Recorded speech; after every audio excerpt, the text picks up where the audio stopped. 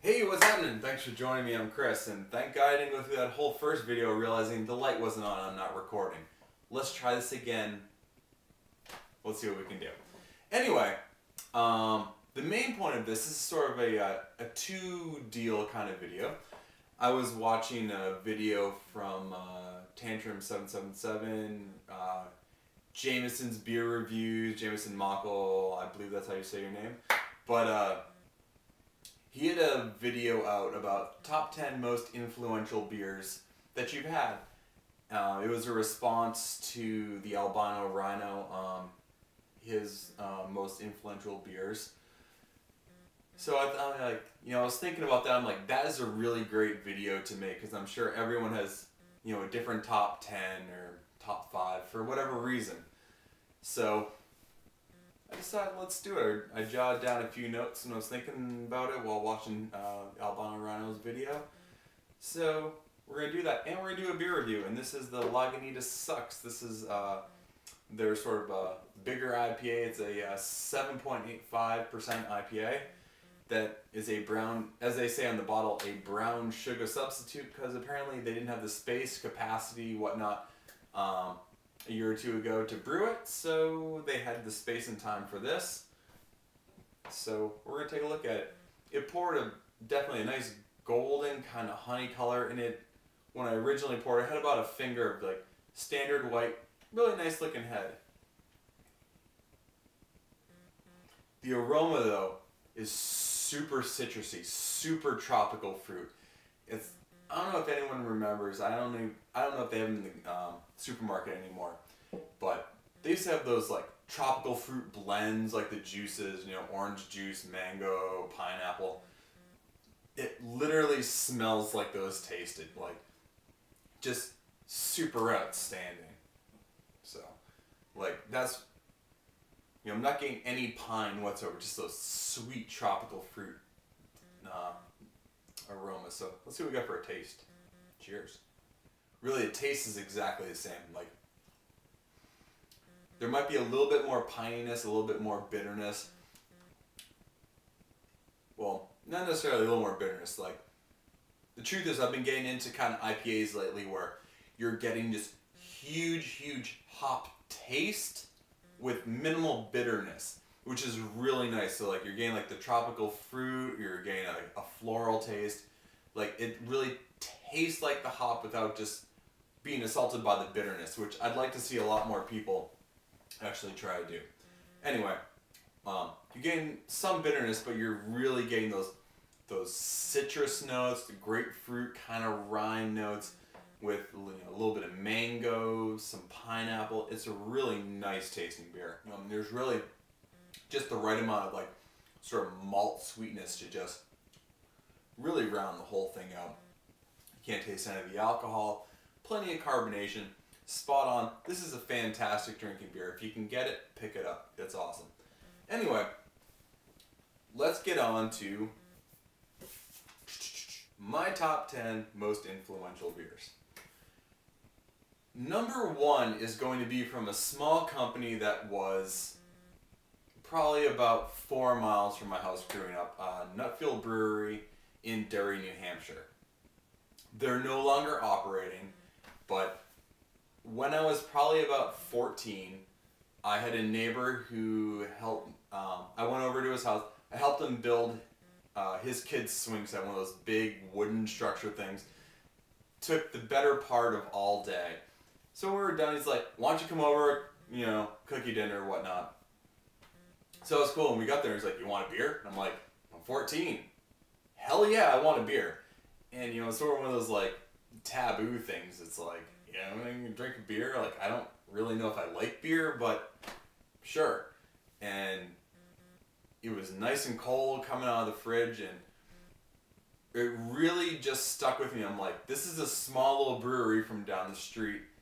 It has this really fantastic taste to it that maybe I don't understand right now, but I'm sure that like when you make a beer that's very, was in that time it was like it's a microbrewery, so this is a very upper echelon kind of, taste. So I'm like, okay, I like this. This is a good thing. Had that beer, had my dinner, but like it really stuck with me that this small craft brewery created, this next step taste. Like I've had like a sip of like Budweiser or what have you when I was little, as you get a sip of my dad's beer. But this was like the next thing. It had like a really big flavor to it, and that just sort of stuck with me. So that definitely gets my vote for number one. Number two, I'm gonna go with a couple of years later, maybe the first beer that I was able to get an adult to buy for me. I was 16, went down with my friend next door to Providence, Rhode Island, when they still had the Summer X Games there. And his sister was old enough to buy for us, so that night we got some pizzas, and I got the Samuel Adams Cherry Wheat. It seemed like, at that point, it seemed like, oh, it had all these sort of like a fruit component, a wheat component, like it seemed like it had a lot of stuff, and I'm like, I had seen it on the shelf at the grocery store, so I'm like, yeah, that's what I want. Like, I know I want a craft beer, and I want it to have all these other things with it, like, let's see the bells and whistles. And it led to a fun time. I don't think we did much the next day, but god damn it, that was a good beer when I was 16. So, I think that's my number two vote. Let's see, what else do I got in here? I'm going to go with, for number three, Samuel Smith's Oatmeal Stout. That might be the first beer that I got that just comes in a single bottle. I know it comes in 4-packs, but I remember like the 500 milliliter bottles just being like, you're getting a beer. It comes in this bottle. So, a lot of times, I'll say the main time I had it, I would jump on Fish Tour a number of times, late 90s, early 2000s. Like, there was nothing more fun than skateboarding around lot, drinking a big, bomber of, Sammy Smith's Oatmeal Stout. Fantastic stuff. Had fabulous flavor. Like, it was just big and thick and tasty. And it's the first beer I ever had that was really that thick and had that much flavor. And it was like, most of the time you wouldn't spend your money at that point on a single bottle. You'd be like, oh, I need at least a 6-pack. I need a 12-pack. I need to, spend my money wisely. You don't have a ton of it. But this is one of those beers that's like, yeah, I'll break out the extra cash for just that single bottle. So, I'm going to give it to that. Let's see. I guess I'm also going to give a shout out to Magic Hat. I got Magic Hat twice on my list, which is kind of odd for maybe a couple people, but back in the late 90s, we used to get Magic Hat number 9, an apricot-based beer. Back when it was only available in Vermont, I went to school, still sort of around Keene, New Hampshire. So we used to go out to Mount Snow snowboarding all the time, and you could get this beer only in Vermont at that time. So we used to have someone who could purchase it for us and bring it back, and we'd all have, Magic Hat that night. And it was just such a fantastic tasting beer. It's like that first sort of like limited release style beer. It's like, you can't get it in your state, you have to go to Vermont to get it. And it was just really good back then, and so that's getting, one of my votes. Also from Magic Hat, several years, or maybe 4 years later or so, I was up with some friends. They had a condo up by Sugarbush. So we went out to make dinner one night at the grocery store, and they had Magic Hat had these random bombers of, it was Revel. I believe that's how you say it. Revel, perhaps. But it was a porter with hand-cut vanilla beans in it. And it really was the first time where it's like, you have a beer and you have to take a second step back at it and be like, holy shit, what's in that beer? Like, there's something going on. This is fantastic. And, excuse me. It was just really one of those beers. It was the first beer that I actually thought, like, years after, I'm like, oh, you ever have, like, that Magic Hat Revel? and it got released again, but it never was quite the same. But that bottle was absolutely fantastic, so that's getting one of my votes. Let's see. All right, anyone that knows me on Beer Advocate, my avatar is the Smutty Nose Really Old Brown Dog, because that is one of my all-time absolutely favorite beers. First time it came out in 2008, I bought a random bottle. You know, it was a Big Beer Series release. I was sitting down one day, just watching TV, cracked it, and I took a sip, and I'm like, I was just blown away. Like, this had such big, malty, nutty complexity, or it's like, just like, it really made me, for the first time, really take a step back and like think about my beer. Like, what is in this? Like, why is this so absolutely fantastic? It's been released several times since. Actually, no, the first time was 2007. The 2008 release is hands down absolutely my favorite. Like, it just had a lot of really big complexities to it. There was oak, there was like some port. They soaked some oak in. It was just big, but I mean, it's been good since, but just the 08 release for me is really just, I want a time machine to go back for more. So that's getting one of my votes. Where are we? All right. IPAs. Absolutely love IPAs, double IPAs. You know, drinking a fine one right here. Really one of the first ones, like, I've enjoyed them, but one of the first ones that really made me say, wow, I wish I could get this here and I would drink it all day. Beer trade with a friend of mine, and I got 3 Floyd's Dreadnought. I've only had one bottle of this in my life, and it's making the list, because it absolutely blew me away.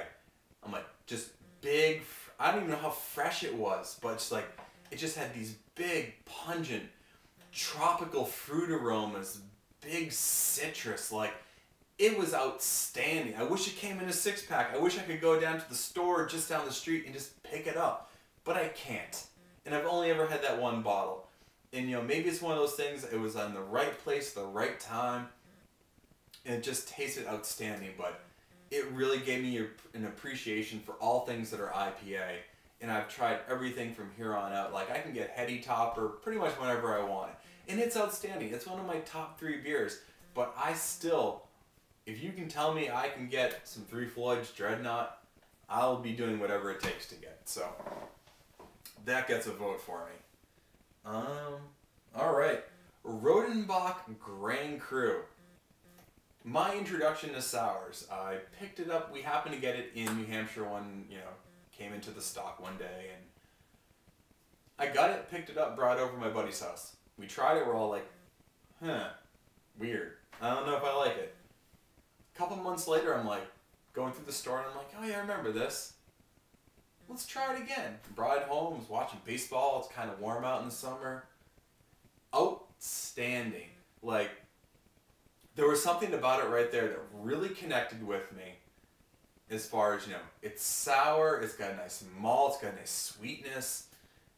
And I've judged every other sour beer I've had thus far out, which has been a good number, against Rodenbach Grand Cru, even though I know it's, you know, it's a specific, it's a, you know, Flemish red style.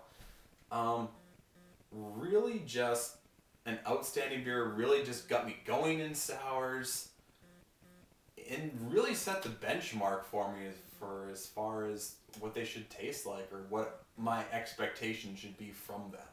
So, let's see. Alright, another Smutty Nose. Their Russian Imperial Stout. Currently not in production. This year they did a Belgian version of a stout. Anyway, this is getting my vote, mostly because I've said it in a couple other videos.